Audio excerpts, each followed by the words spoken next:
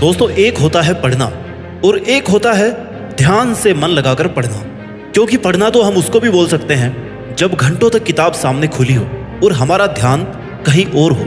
लेकिन ध्यान से मन लगाकर पढ़ने का मतलब है कि तुम जितनी देर किताबों के सामने बैठे हो, तुमने उतनी देर में कुछ ना कुछ याद किया है, कुछ ना कुछ रिवाइज किया है, कुछ ना कुछ उसका आउटपुट निकला है। सच में अगर कुछ करना चाहते हो ना लाइफ में, तो ये जो किताब सामने रखकर खुली आंखों से खुद को और बाकी सबको धोखा दे रहे हो, इसको छोड़ना पड़ेगा। सबसे पहले तुम खुद का स्टडी सिटिंग टाइम ऐसा रखो जिसमें जितनी देर पढ़ाई करो उतनी देर सिर्फ पढ़ाई ही करो। उस वक्त लोगों की बातें नहीं, दोस्तों का लालच, ये सब तुम्हारे दिमाग में नहीं आना चाहिए। अगर तुम अपने टारगेट को लेकर डिटरमाइंड रहोगे तब ही तुम्हारे गोल्स पूरे हो सकते हैं। तुम डिटरमाइंड रहोगे, उसके बाद तुम्हें कोई कुछ भी कहे कि तुम कुछ नहीं कर सकते, तो उसकी बात बिल्कुल मत सुनो, चाहे वो तुम्हारा कितना ही खास क्यों ना हो। क्योंकि अगर तुमने खुद ठान लिया है ना कि तुम्हें ये करना है, तो फिर कोई माई का लाल तुम्हें वो अचीव करने से नहीं रोक सकता, बशर्ते तुम्हारी मेहनत होनी चाहिए। किसी की भी नेगेटिव बातों पर ध्यान मत दो। तुम्हारा काम है लगातार पढ़ाई करना, अपने गोल्स के लिए, अपने करियर के लिए, अपने फ्यूचर के लिए, बस उसके लिए मेहनत करते रहो। जिस दिन मन हारने लगे ना, उस दिन अपने आप से पूछना कि तुमने स्टार्ट क्यों किया था। अगर तुम्हारा कोई सपना है ना, तो उसे पूरा करने के लिए अपनी पूरी जी जान लगा दो। जो लोग खुद कुछ नहीं कर पाते ना, वो दूसरों को नीचे गिराने की कोशिश करते हैं, क्योंकि उन्होंने कभी स्ट्रगल नहीं देखा। जिन्होंने संघर्ष देखा है और किया है, वो कभी भी तुम्हें कोई नेगेटिव कमेंट नहीं देंगे। तुम्हारे दिमाग में बस इतना ही होना चाहिए कि जो चाहिए उसके लिए मेहनत करो, हासिल करो उसको, बस बात खत्म। इधर उधर की कोई बातों पर तुम्हारा ध्यान नहीं जाना चाहिए।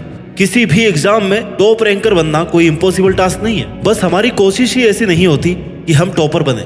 इसलिए लगातार बिना रुके थके, अपने टारगेट को बिना भूले अगर मेहनत करनी है, खुद का एक रूटीन सेट करना पड़ेगा, खुद को एक टाइम टेबल में बांधना पड़ेगा, खुद को डिसिप्लिन रखना पड़ेगा। उसमें सबसे पहला काम है, तुम जहां पढ़ रहे हो वो जगह पढ़ाई के लिए सूटेबल हो। आपकी पढ़ाई आपकी सराउंडिंग पे डिपेंड करती है, इसलिए सही जगह का, सही डायरेक्शन का होना बहुत जरूरी है। पढ़ने के लिए अच्छे एनवायरनमेंट का होना बहुत जरूरी है। और अगर तुम अपनी पढ़ाई बहुत भीड़ भाड़ वाली जगह, शोर शराबे वाली जगह कर रहे हो ना, तो आपका ध्यान डाइवर्ट होना एक नॉर्मल बात है। इसलिए जिस टेबल चेयर पर आप बैठ करके पढ़ाई करते हैं, वहां सिर्फ और सिर्फ आपकी किताबें और सामने की दीवार पर लिखा हुआ आपका टारगेट होना चाहिए, जिससे तुम उसे भूल ना पाओ। क्योंकि हमारा माइंड हमें बहुत जल्दी कंफर्ट जोन में डाल देता है। वो तुम्हें ये भी कहेगा कि भाई सो के पढ़ ले, बेड पे चल के पढ़ ले, कंबल ओढ़ के पढ़ ले। लेकिन तुम्हें अपने आप को इस चीज के लिए प्रिपेयर करना है कि अगर मैं इस जगह से हट के दूसरी जगह बैठ करके पढ़ूंगा ना, तो मैं सिर्फ किताब खोल के बैठा रहूंगा, टाइम वेस्ट करूंगा। खुद को हार्ड वर्क के लिए प्रिपेयर करो। खुद को जब थोड़ा बहुत कष्ट मिलेगा ना, तो ही पढ़ाई हो पाएगी। आराम में तो आराम ही आराम है बस। दूसरी बात, अब आप पढ़ाई करते तो बैठ गए हो, नेक्स्ट जो बात है ना, वो ये है कि तुम्हारे पास पूरे दिन का, पूरे महीने का, पूरे साल का टारगेट होना चाहिए। उसका एक शेड्यूल होना चाहिए। तुम्हारे पास टाइम टेबल होना चाहिए कि तुम्हें कितने दिन में क्या कवर करना है। जब तक तुम्हारे पास टाइम टेबल नहीं होगा, तब तक तुम्हारे माइंड को पता नहीं पड़ेगा कि वो यहाँ टेबल चेयर पे क्यों बैठा हुआ है। इसलिए एक सही एनवायरनमेंट के बाद एक अच्छा और सही टाइम टेबल होना बहुत जरूरी है। टाइम टेबल ऐसा ना हो कि वो आपको स्ट्रेस में डाल दे। टाइम टेबल ऐसा हो कि आपकी बॉडी, आपका माइंड आराम से उसे कवर कर सके। बोझ मत डालना अपने माइंड पर, क्योंकि बोझ से, स्ट्रेस से चीजें फट जाती है, दब जाती है, तो वो आउटपुट नहीं आ पाता जो आपकी असली पावर है। इसलिए इजी वे में अपना टाइम टेबल बनाकर खुद को छोटे छोटे टारगेट्स दो, जिससे कंटिन्यूटी बनी रहेगी। कंटिन्यूटी का होना बहुत जरूरी है। एक बार छूट गया तो बस पीछे छूट गया, फिर दोबारा जीरो से शुरू करना बहुत मुश्किल होगा। बात नंबर 3, एनालिसिस। टाइम टेबल के बाद, टू डू लिस्ट के बाद तुम्हें हर दिन ये एनालिसिस करना है कि तुमने जैसा टाइम टेबल बनाया था उसके हिसाब से कितना काम किया है, उसकी लिमिट से बाहर कितना काम किया है। जैसे तुम्हें 1 घंटे की स्टडी पे 15 मिनट का ब्रेक चाहिए था और तुमने 1 घंटे की स्टडी पे 1 घंटे का ब्रेक ले लिया, तो जिस वजह से आपने 1 घंटे का ब्रेक लिया है, उस कमजोरी को दूर करने की कोशिश करो।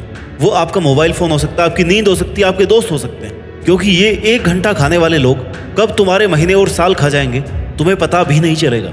इसलिए डाइवर्जेंस को खुद से दूर रखो।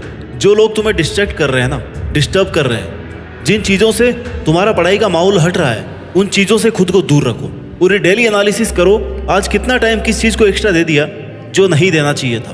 बात नंबर 4, बी डिसिप्लिन। आपको जिंदगी में यह चुनाव करना है कि आप अनुशासन की कीमत चुकाएंगे या अफसोस की। क्योंकि अगर तुम्हें लंबे समय तक मेहनत करनी है ना, तो अपनी लाइफ में डिसिप्लिन का होना बहुत जरूरी है। डिसिप्लिन आपका रूटीन फिक्स रखता है, आपके माइंड को भटकने नहीं देता। खुद को जितना ज्यादा डिसिप्लिन रखोगे उतने ही आउटकम अच्छे आने के चांसेस हैं। तुम खुद के लिए डिसिप्लिन नहीं रहोगे ना, तुम खुद के लिए थोड़ा रेस्ट्रिक्ट नहीं रहोगे तो कोई भी तुम्हें डिस्टर्ब कर देगा, कोई भी कहीं पे भी ले जाएगा, बात कर लेगा। इसलिए अपने खाने पीने, सोने और पढ़ाई करने के लिए वेल डिसिप्लिन्ड एनवायरनमेंट होना बहुत जरूरी है। The speed of your success is limited only by your dedication and discipline. खुद से वादा करो कि मैं पढ़ाई के समय मात्र पढ़ाई में ध्यान दूंगा और कुछ भी नहीं करूंगा। पढ़ाई को आनंद समझकर पढ़े, ना कि बोझ के जैसे। बात number 5, be honest, be grateful. अपना सपना जीतना मुश्किल होता है, नामुमकिन नहीं। हमेशा याद रखें कि आप किन परिस्थितियों से आए हैं। अपने लिए ईमानदार रहें। जहां से आप आए हैं ना, जहां तक आप पहुंचे हैं और जिन परिस्थितियों में आपके पेरेंट्स ने आपको भेजा है, उन परिस्थितियों को भूले नहीं, क्योंकि वो तुम्हारा असली इंस्पिरेशन है, वो तुम्हारा ड्राइविंग फोर्स है।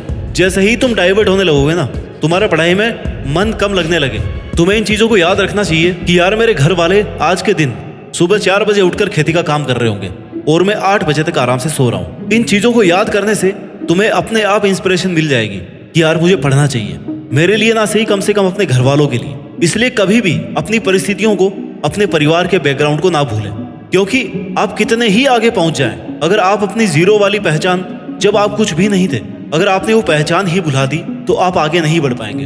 क्योंकि आपकी पहचान ही वह चीज है जो आपको याद दिलाएगी कि आप कौन हो, कहां से आए हो, क्या करने वाले हो और क्या क्या और किन किन परिस्थितियों में अब तक इतना कुछ किया है। तुम अपने आप को बहुत लोगों से आगे समझो, क्योंकि तुम्हें चॉइस से किताबें मिली है, तुम्हें चॉइस में पढ़ना मिला है। बहुत से लोगों को आपकी उम्र में घर भी नसीब नहीं होता है, लेकिन फिर भी आप जानबूझकर मेहनत को, अपने आलस को, कंफर्टेबल जोन को चूज कर रहे हो। दोस्तों, अच्छी किस्मत किसी की नहीं होती, अच्छी किस्मत बनानी पड़ती है। भगवान भी उसी का साथ देता है जो खुद की मेहनत के लिए ईमानदार हो। इसलिए अभी भी वक्त है, सीरियस होकर पढ़ने लग जाओ। वैसे इस तेजी से बढ़ती हुई दुनिया में अगर आपके पास फालतू कामों के लिए टाइम है तो यकीन मानो आपकी आने वाली दिनों में ना बहुत बुरी हालत होने वाली है। और जब आपके पास सिर्फ और सिर्फ पछतावा बचेगा कि काश यार मैंने उस वक्त मेरा टाइम बर्बाद नहीं किया होता जब बाकी लोग पढ़ रहे थे, मेहनत कर रहे थे। इसलिए अगर कुछ करना है ना तो या तो जान लगा दो या फिर जाने दो। बेवजह उसको पकड़े मत रखो। मेहनत करने का, पढ़ाई करने का ढोंग करके घर वालों को और खुद को धोखा मत दो। नहीं हो रहा ना तो उसको छोड़ दो और बता दो सबको कि भाई मुझसे नहीं होगी पढ़ाई, मैं मजदूरी कर लूंगा। लेकिन ऐसे धोखे में मत रखो किसी को। There is no substitute and no shortcut for hard work. भाई मेहनत तो करनी पड़ेगी, वो भी स्टेप बाय स्टेप। मुझे नहीं पता अभी कि किसके पास कितना टाइम बचा हुआ है और साल भर किसने कितना कुछ कर लिया है, कौन कितना पानी में है। मुझे बस इतना पता है कि अगर आज से, अभी से शुरू करते हैं ना, तो तुम वो अचीव कर सकते हो जो तुमने सोचा है। आपके पास जो टाइम बचा है उसमें अपना फिक्स टाइम टेबल बनाकर अपना 100% देने की कोशिश करो और मन लगाकर उन बचे हुए दिनों में वो करके दिखाओ जो आपके पेरेंट्स ने आपसे उम्मीद लगा रखी है।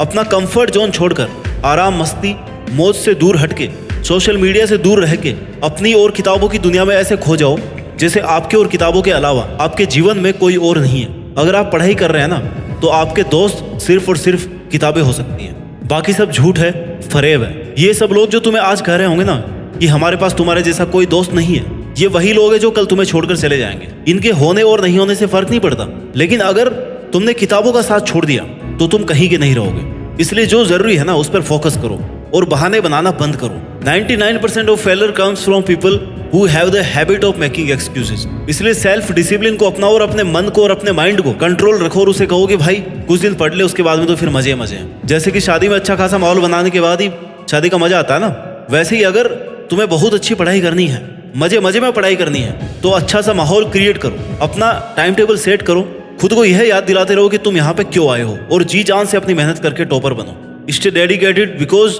Great things take time. वक्त लगता है लेकिन मेहनत करने वालों का टाइम जरूर आता है। और मुझे उम्मीद है कि एक दिन आप भी अपनी मेहनत के दम पर देश में अपना नहीं बल्कि दुनिया में देश का नाम रोशन करेंगे।